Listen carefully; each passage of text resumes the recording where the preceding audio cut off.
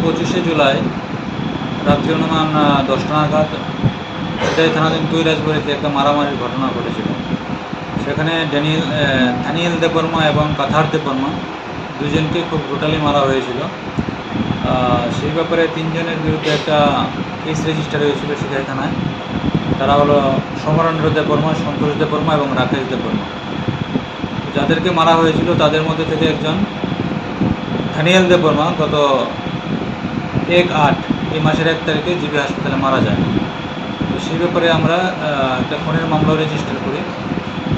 তো সেই মামলায় যারা আসামি ছিল তারা পলাতক ছিল, তাদের মধ্যে 2 জনকে আজকে আমরা অ্যারেস্ট করেছি। তাদের নাম সমরেন্দ্র দেববর্মা এবং সন্তোষ দেববর্মা। তারা কি মূল অভিযুক্ত?